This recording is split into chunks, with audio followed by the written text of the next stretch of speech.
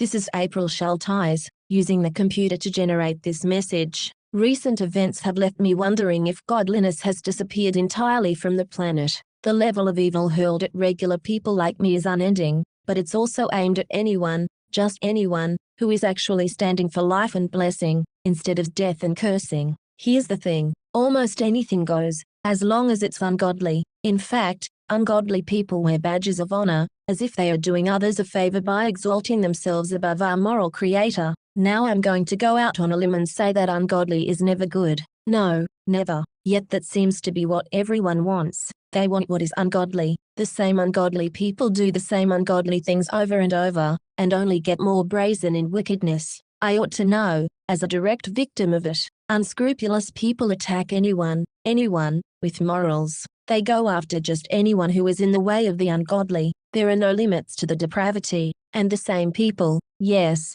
the very same, and even the very same institutions, that attacked me, are also committing what really amounts to treason, right there, right in front of everyone. Let me just go ahead and say there is such a thing as serious crime. Yes, crime. People who are against God's laws should not hide behind free speech so they can commit treason. I'm totally for actual free speech, if it's really about supporting what is godly, but I am against threats to the President of the United States. I'm very much against it, and I'm against people treating it lightly. I can testify from personal experience that these threats from educational institutions and otherwise are very real. Very, very real. Somebody has to speak up for sanity, for rational thought, respectful speech, and godly actions. Someone has to stand up against the mockers in the last time, and stand for what is right. We need to be careful of what we're doing. Once morality is dead, so too will the rest of our existence die. So did godliness disappear entirely from the planet?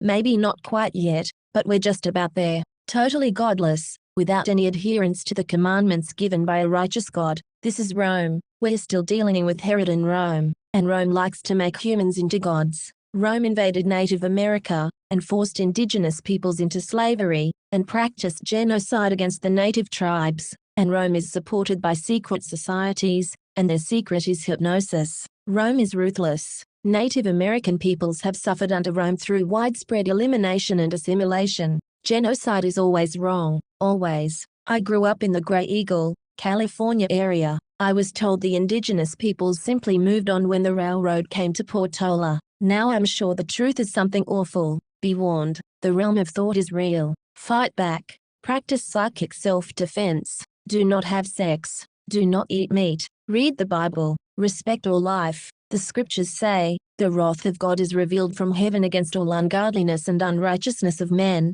who hold the truth in unrighteousness. Be ready against the third day, for the third day the Lord will come down in the sight of all the people upon Mount Sinai.